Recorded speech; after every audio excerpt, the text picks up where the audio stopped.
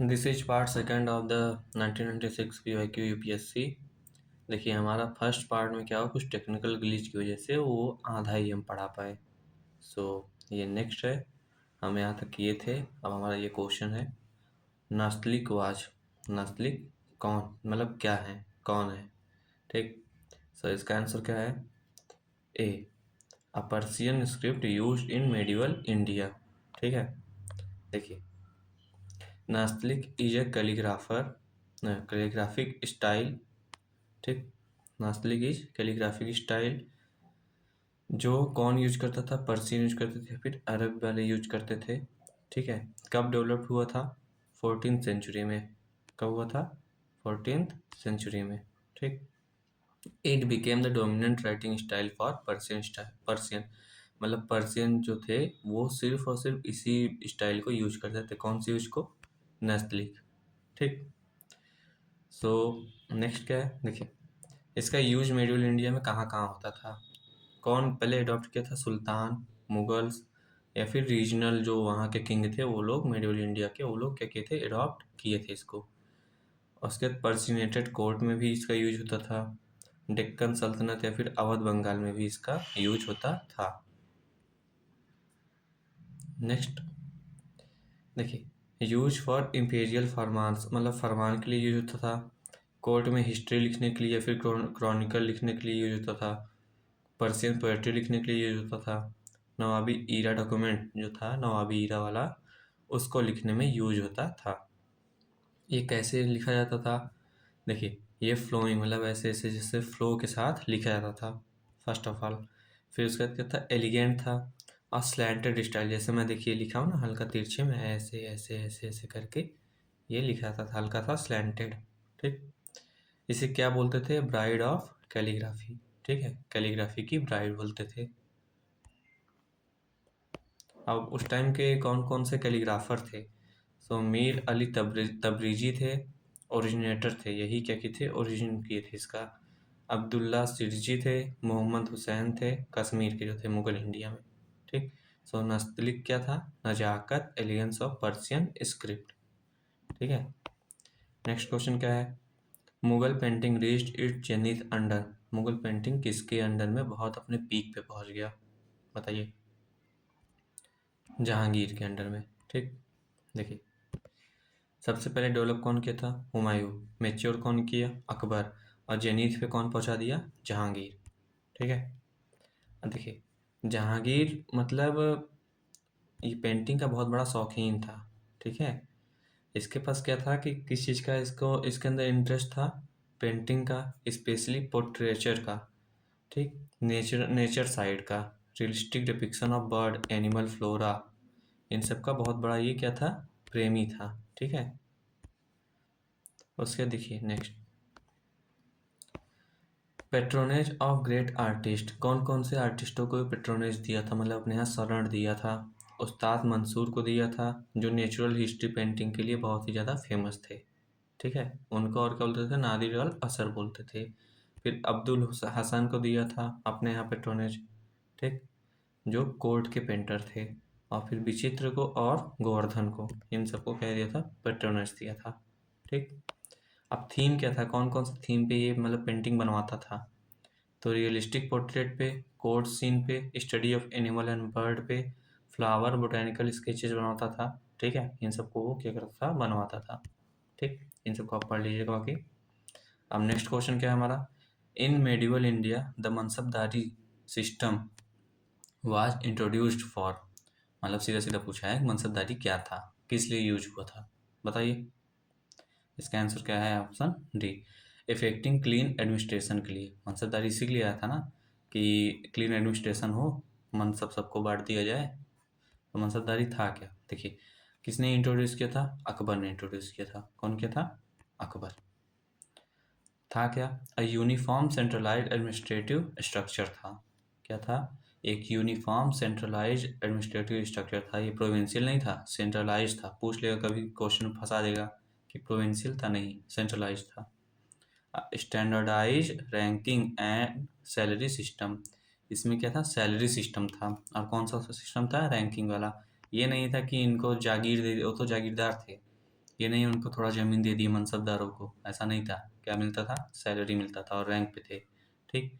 और कौन direct control करता था? इम्परर। एम्परर कौन था? जो भी मुगल टाइम में एम्परर रहता था, दिल्ली में जो बैठता था। ठीक। उसके बाद और क्या था? Prevention of hereditary jagirdar. देखो, कभी कभी पूछता है कि मनसबदारी क्या हेरिडेटरी था? नहीं, हेरिडेटरी मतलब है कि आज ये हैं, कल उनके बेटे होंगे, परसों उनके बेटे के बेटे होंगे, ऐसे नहीं। ये क्या था? हेरिडेटरी नहीं था। इसीलिए तो सैलरी सिस्टम पे था ना। सो ये हेरिडेटरी नहीं था। जागीरदारी जो था वो क्या था? हेरिडेटरी था। ठीक। उसके बाद देखो, regular checking of cavalry and soldier. Cavalry मतलब घुड़सवारों का चेकिंग करते थे ये लोग, और सोल्जर का चेकिंग करते थे। उसमें चेक क्या करते थे? चेहरा और दाग का। चेहरा और दाग का वो चलाया था ना प्रथा।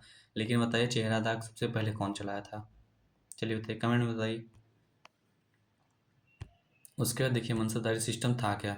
अ ranking system for Mughal officers both civil and military. ठीक। Each officer was assigned a numerical rank called mansab. अभी मैंने बताया कि रैंक पे था, सैलरी पे भी था। और ये क्या था? हेरिडेटरी नहीं था। हेरिडेटरी नहीं था ना, तो ये इसी बोलते हैं, इट इज़ नॉट हेरिडेटरी। देखिए, जागीरदारी सिस्टम क्या था? Jagirdari system was a land revenue assignment system. क्या था? Land revenue assignment system. मतलब कुछ लोगों को लैंड दे दिया जाए, जागीरदार बना दिया जाए, फिर उस पे वो लोग वर्क कराएं, खेती कराएं, माइनिंग कराएं, कुछ भी कराएं, जो भी पैसा मिलता था तो वो ले जाके एम्परर के मतलब ट्रेजरी में जमा करवाते थे। ठीक है। और ये जागीरदारी क्या था? हेरिडेटरी था। ठीक। ये कुछ फीचर उसके देख लीजिएगा। और टाइप्स ऑफ जागीरदार देख लिए, तनख्वाह जागीर था, मसरत था, वतन, इनाम, ये सब जागीरदार थे। ठीक है। और नेक्स्ट, हमारा नेक्स्ट क्वेश्चन देखिए, Prem Vatika poem of the life of the Krishna was composed by. Prem Vatika कौन लिखा था? सीधा सीधा कौन लिखे थे? रसखान। देखिए, रसखान मुस्लिम होते हुए भी कृष्ण की भक्ति करते थे। ठीक है। Prem Vatika was famous poetic work composed by Raskhan, a Muslim devotee of Krishna. Muslim devotee of Krishna, Muslim भक्त थे कृष्ण के। ठीक है। नेक्स्ट हमारा मॉडर्न हिस्ट्री का सेक्शन। देखिए, ये बहुत बड़ा क्वेश्चन है, इसको आप पढ़ेंगे ध्यान से तो ये एक आदमी मतलब एक पर्सनालिटी के बारे में बताया है। वो किसके बारे में बताया है? महादेव गोविंद रानडे के बारे में। वही बताया कि वो क्या क्या किए हैं। देखिए, वो मैं वहाँ पे बहुत लॉन्ग में है, यहाँ मैं शॉर्ट में लिख दिया हूँ। देखिए, महादेव गोविंद रानडे क्या थे? Founder of Indian national social conference. सबसे पहले ये फाउंडर थे इंडियन नेशनल सोशल कॉन्फ्रेंस के। उसके बाद मेजर सोशल रिफॉर्मर थे। ठीक। वर्क अगेंस्ट चाइल्ड मैरिज, पर्दा, unnecessary social function. Child marriage के लिए, पर्दा के लिए, और अननेसेसरी सोशल फंक्शन के लिए क्या करते थे? वर्क करते थे। Fit every line of the passage perfect. ऊपर जो लाइन है पूरा उनके लिए ही पैसेज में मतलब फिट हो रहा है। ठीक है। देखिए, कुछ और लोगों का नाम था उसमें, ईश्वरचंद्र विद्यासागर, बंगाल रिनाइसेंस रिफॉर्मर थे ये, जब बंगाल में रिनाइसेंस हुआ था। और किस में काम किए थे ये? वीडो रीमैरिज पे काम किए थे। ठीक। क्या लाए थे? वीडो रीमैरिज एक्ट 1856 लाए थे। क्या लाए थे? वीडो रीमैरिज एक्ट 1856, 1856 वाला। ठीक है। और उसके बाद और किस पे काम किए? चाइल्ड मैरिज पे काम किए, पॉलीगैमी पे काम किए, कुलिनिज्म पे काम किए। ठीक है। और फिर क्या किए ये? संस्कृत कॉलेज का रिफॉर्म किए। उसके बाद उसमें जो संस्कृत कॉलेज था, उसमें सिर्फ उस टाइम, इनसे पहले क्या था कि सिर्फ और सिर्फ ब्राह्मण को ही एडमिशन मिलता था। लेकिन फिर क्या किए कि नॉन ब्राह्मण को भी एडमिशन दिलवाए ये संस्कृत कॉलेज में। ठीक है। वुमेन एजुकेशन के लिए भी वर्क किए। ठीक। उसके बाद 35 से ज़्यादा गर्ल्स कॉलेज का मतलब गर्ल्स स्कूल को स्थापित किए, मतलब इस्टेब्लिश किए। ठीक है। और सबसे मेन बात है, इनका एक रोट है, राइटिंग है, वर्ण परिचय। वर्ण परिचय उसको कहते हैं। ठीक है। तो नेक्स्ट क्या है? बहराम जी मालाबारी, ये पारसी सोशल रिफॉर्मर थे। ठीक है। क्या थे? पारसी सोशल रिफॉर्मर थे। ये भी वही सब लगभग लगभग सेम काम किए कि चाइल्ड मैरिज पे काम किए, वीडो इमुलेशन पे काम किए, मतलब कि वीडो जो जला मतलब बाहर कर दिए रहते थे गांव से, उन सबको हटाए ये। ठीक है। उसके बाद नेक्स्ट क्या है? महादेव गोविंद रानडे, ये क्या थे? मॉडरेटर रिफॉर्मर भी थे, जज भी थे, सोशल थिंकर भी थे। ठीक है। और क्या फाउंड किए थे? Indian national social conference found किए थे, ऊपर वाले क्वेश्चन में लिखा है। ठीक है।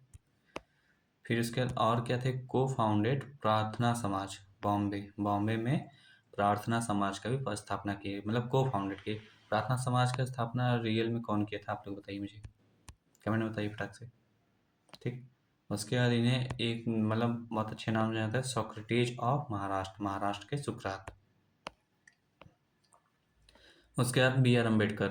बी आर अम्बेडकर को आप लोग तो जानते होंगे, बहुत अच्छे से सब इनको जानते हैं कि ये क्या थे? सोशल जस्टिस लीडर थे, कॉन्स्टिट्यूशन मेकर थे, सबसे मेन बात है father of constitution. Drafting committee के क्या थे? चेयरमैन थे, है ना। उसके बाद क्या किए? Architect of Hindu code bill reform, women right. इसीलिए इन्हें क्या बोला जाता है? मॉडर्न का क्या बोला जाता है बताइए? मॉडर्न का मनु बोला जाता है। क्या बोलता है? मनु। ठीक है। क्योंकि ये क्या किए? Architect of Hindu code bill reform, Hindu code bill reform को मतलब आर्किटेक्ट किए। ठीक।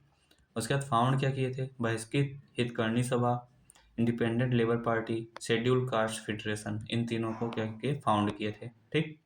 उसके बाद कहाँ कहाँ क्या क्या ये लीड किए थे? महार सत्याग्रह लीड किए थे, जो राइट टू वाटर था दलितों के लिए। ठीक है, 1927 में। कलाराम टेम्पल एंट्री मूवमेंट पे भी ये क्या किए? लीड किए थे 1930 में, जहाँ कहाँ पे? नासिक, महाराष्ट्र में। ठीक है। ये फर्स्ट लॉ मिनिस्टर थे इंडिपेंडेंट इंडिया के। फिर ये क्या किए? 1956 में बुद्धिज्म में कन्वर्ट कर लिए अपने आप को। ठीक। उसके बाद क्या किए? ये किससे इंस्पायर थे? दलित मूवमेंट से इंस्पायर थे। ठीक है। अब देखिए नेक्स्ट क्वेश्चन, ये एक एडवर्टाइजमेंट दिया गया था 1996 के पेपर में। सो ये समझ लीजिए आया कब था, बस ये पूछा है 1896 में पूछा है। इसमें कुछ था नहीं, ये बस था कि first motion picture show in India took place, मतलब पहला मोशन पिक्चर आया था। उसके पहले जो आया था राजा हरिश्चंद्र, वो तो एकदम मतलब बिना आवाज़ वाला था। तो ये 1896 इसको उसके पहले भी ये आया था, फर्स्ट मोशन पिक्चर था बस, जिसमें हिलते डुलते थे सब लोग, वो था। ठीक है। तो नेक्स्ट देखिए क्या है। Who among the following was the first European initiate the policy of taking part in quarrel of Indian princes with a view of acquired territories? मतलब पूछा है कि इसमें से फर्स्ट यूरोपियन कौन है जो यहाँ के नेटिव या फिर प्रिंसली स्टेटों में पार्ट लेता था जब उनका झगड़ा होता था, और किस सोच से? कि उनका टेरिटरी एक्वायर कर लेगा। चलिए बताइए कौन था? Option C, Dupleix. ठीक। देखिए डुप्लेक्स क्या था? First European to interfere the Indian succession dispute, इसमें क्या करता था? इंटरफेयर करता था। और था क्या ये? French governor general of India था, फ्रेंच का गवर्नर जनरल था। और किसमें पार्ट लिया था? कर्नाटका वार में पार्ट लिया था। Succession of dispute of Hyderabad में कब पार्ट लिया था। ठीक है। और एक क्वेश्चन सबसे अच्छा पूछा जाता है हमेशा कि ये क्या क्लाइव के पहले तक बात था? तो ये क्या था? क्लाइव से पहले था। ठीक है, क्योंकि क्लाइव भी तो इसीलिए फेमस था कि लोगों के डिस्प्यूट में वर्क करता, मतलब इंटरफेयर करता था और उनके टेरिटरी ले लेता था, है कि नहीं। सो नेक्स्ट क्या है देखिए। Consider the following landmark in Indian education: Hindu college Calcutta, university of Calcutta, Adams report, Woods dispatch. बताइए पहले कौन आया था, बाद में कौन आया था? तो इसका ऑप्शन ए है 1342। ठीक है। पहले हिंदू कॉलेज आया, एडम्स रिपोर्ट आया, उसके बाद वुड्स डिस्पैच आया, फिर यूनिवर्सिटी ऑफ कलकत्ता आया। देखिए हिंदू कॉलेज कब आया था? 1870 में आया था, 1817 में। कौन इस्टेब्लिश किया था? राजा राम मोहन राय और डेविड हैरे, इन दोनों ने इस्टेब्लिश किया था। ये इसमें था क्या कि वेस्टर्न एजुकेशन को बढ़ावा दिया जाए, मॉडर्न आइडिया को बढ़ावा दिया जाए, यही था। ठीक है। उसके सेंटर पॉइंट किस चीज़ का बना? बंगाल रिनाइसेंस का बना। ठीक। उसके बाद इसका नाम क्या बना दिया है लास्ट में? Presidency college. ठीक है। अब देखिए एडम्स रिपोर्ट में क्या था? पहले प्रिपेयर कौन किया था? विलियम एडम किया था, जो स्कॉटिश था, स्कॉटलैंड का था। ठीक है। उसके बाद ये किस चीज़ पे काम किया था? कि बंगाल बिहार में एजुकेशन सिस्टम को सर्व किया जाए, मतलब इंडिजीनियसली ये सर्व करना चाहता था, मतलब सर्वे कर रहा था, सर्व नहीं, सर्वे कर रहा था कि बंगाल बिहार का कैसा एजुकेशन सिस्टम है। ठीक है। नेक्स्ट इसमें और क्या था कि टीचर जो लो पेड पे थे, इंडिजिनियस एजुकेशन डिक्लाइन हो रहा था, इन सबको क्या कर रहा था? सर्वे कर रहा था ये। ठीक है। उसके बाद उर्स डिस्पैच आया, इसे सब जानते हैं, Magna Carta of English education in India, 1854 में आया था, है कि नहीं। Letter founded of modern education system, क्या किया, letter founded the modern education system, ठीक। Promoted English and vernacular education, English का मतलब है कि इंग्लिश मीडियम में, वर्नाकुलर का मतलब है लोकल लैंग्वेज में, इन दोनों को क्या किया, प्रमोट किया, वुड्स डिस्पैच 1854 में, ठीक है। इसमें क्या था, ग्रांट इन एड मिलता था, उसके बाद एजुकेशन मिलता था, वुमेन्स के लिए एजुकेशन, ठीक है, टीचर ट्रेनिंग मिलता था। सो नेक्स्ट क्या है, यूनिवर्सिटी ऑफ कलकत्ता 1857 में आया था, 1857 में, ठीक। ये किसके अंडर इस्टेब्लिश किया गया था, वुड्स डिस्पैच के अंडर में इस्टेब्लिश किया गया था, ठीक है। First modern university of India Bombay और मद्रास में बनाया गया था, ठीक। किसके मॉडल पे बनाया गया था, लंदन यूनिवर्सिटी के मॉडल पे बनाया गया था, ठीक। सो नेक्स्ट क्या है, अब हमारा आ गया साइंस का सेक्शन, ठीक है, हमने हिस्ट्री सेक्शन कंप्लीट कर दिया। अब देखिए पहला क्वेश्चन क्या है, nutritional deficiency condition that need to be given top priority of for remedial action in India is today is, बताइए मतलब उस टाइम का जो था, उस टाइम किसको प्रायोरिटी देना चाहिए था कि उसे खत्म किया जाए, चलिए बताइए। देखिए इसका ऑप्शन है जेरोप्थेल्मिया, जेरोप्थेल्मिया किसके कमी से होता है, आप लोग बताइए, कमेंट बताइए फटाक से। देखिए स्कर्वी है विटामिन सी की डिफिशियंसी से होता है, रिकेट्स विटामिन डी के, जो थैलेमिया क्या होता है विटामिन ए की डिफिशियंसी से, और जो पेलेग्रा होता है वो नियासिन या फिर विटामिन बी3 के डिफिशियंसी से होता है। अब होता क्या है ये जो थैलेमिया, देखिए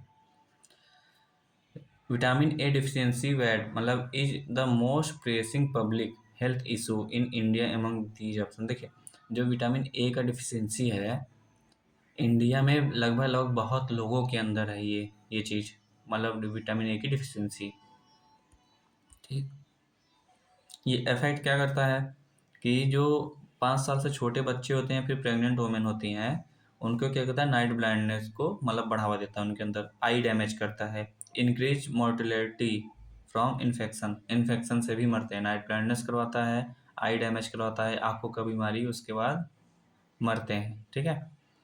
उसके बाद क्या था, देखिए India has long running programme like national vitamin A supplemental programme tackle this issue, मतलब इंडिया का बहुत ही लंबे समय से ये प्रोग्राम चल रहा है, national vitamin A supplementation programme, ठीक है। नेक्स्ट क्या है,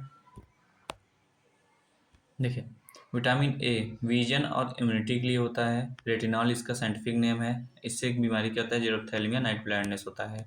विटामिन बी, ठीक है, विटामिन बी ये क्या है कि इसको, इससे क्या होता है, बेरी बेरी होता है, थायमिन इसका साइंटिफिक नेम है, एनर्जी और नर्व को ये क्या करता है, अटैक करता है। विटामिन बी 2 राइबोफ्लेविन इसका नाम है, ये क्या करता है, चिक्स और आइज के बीमारी पे मतलब काम करता है, मतलब वहाँ अगर कमी हुआ तो वहाँ पे बीमार होंगे, मतलब रोग होगा चिक्स पे और आँख पे। विटामिन बी 3 नियासिन, जिसे 3D भी बोलते हैं, 3D क्यों बोलते हैं, देखिए डर्मेटाइटिस, डायरिया, डेमेंशिया, इन्हीं को, इसी में एक क्या होता है, पेलिग्रा, ठीक। विटामिन सी सबको पता है, स्कर्वी होता है, स्कर्विक एसिड इसका नाम है, जिसमें स्कर्वी में क्या होता है कि ब्लीडिंग गम होता है, जो मसूड़े तो उसमें से खून निकलता है, ठीक, और पुअर हीलिंग हो जाता है, घाव लगता है जल्दी भरता नहीं है। और विटामिन डी से रिकेट्स होता है, कैल्सिफेरॉल इसका साइंटिफिक नेम है, ग्लोइंग ऑफ लेग्स मतलब ऐसे टेढ़ा मेढ़ा हो जाएगा पैर, ठीक है, ये पैर है टेढ़ा मेढ़ा हो जाता है ऐसे, ठीक।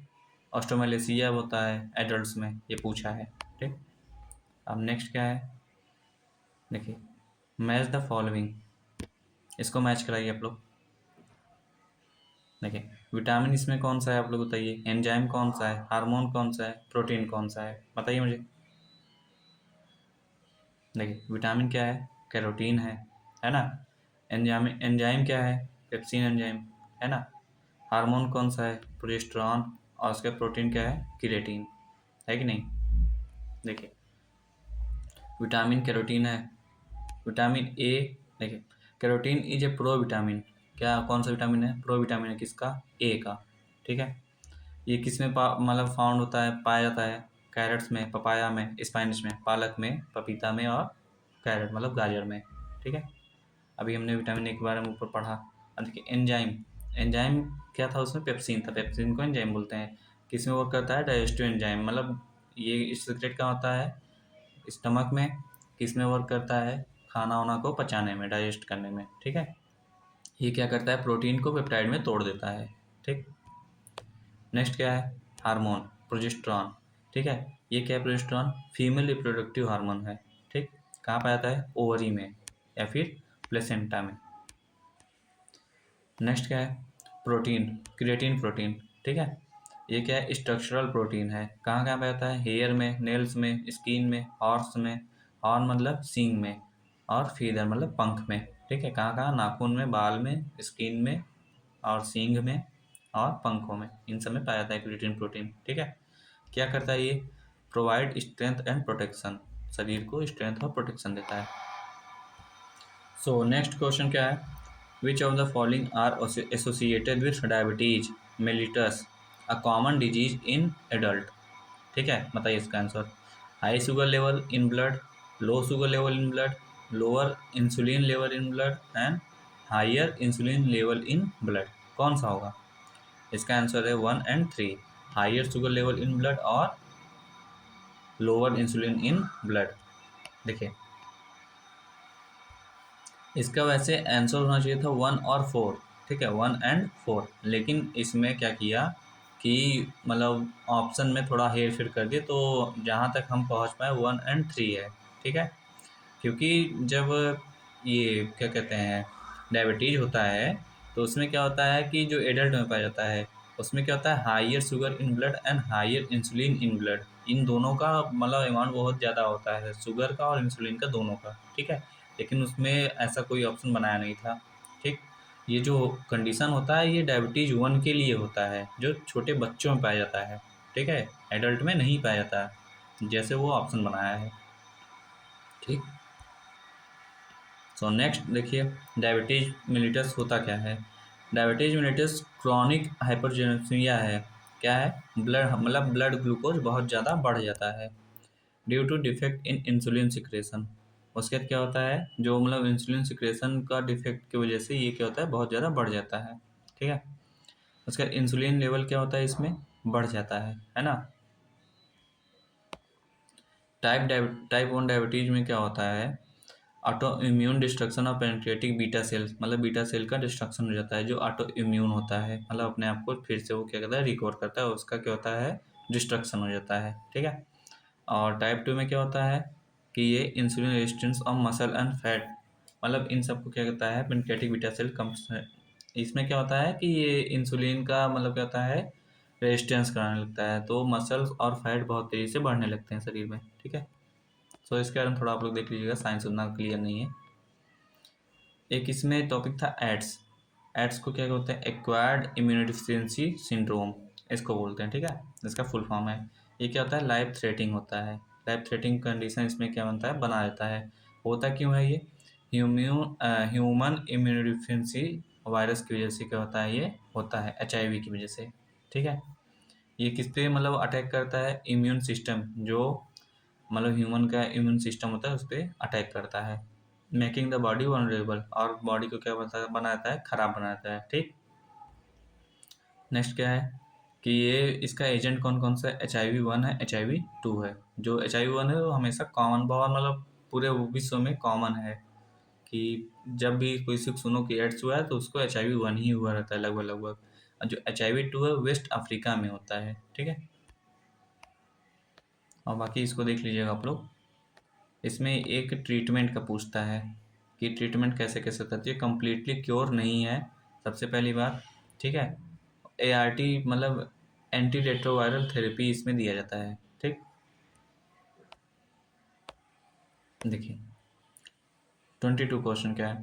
People drinking water from a shallow hand pump likely to suffer from all of the following disease except, मतलब बोला है कि जो हैंड पंप होते हैं उससे पानी पीने से पीपल किस चीज़ से सफ़र करते हैं, तो बताइए।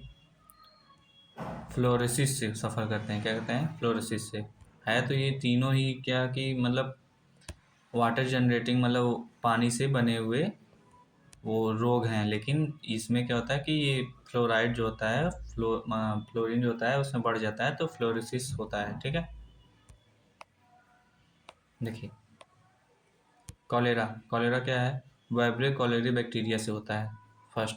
उसके बाद कैसे ट्रांसमिट होता है? कंटेमिनेटेड वाटर एंड फूड से ट्रांसमिट होता है, ठीक है। इसको और क्या बोलते हैं, देखो, profuse water diarrhoea, rice water stool, डायरेशन मतलब डिहाइड्रेशन होता है और वोमिटिंग होता है, उल्टी भी होता है और पानी की कमी हो जाती है शरीर में, ठीक।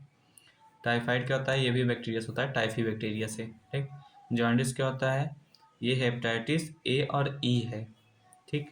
ए और ई वायरस से होता है, ठीक है। नेक्स्ट क्या है? फ्लोरोसिस।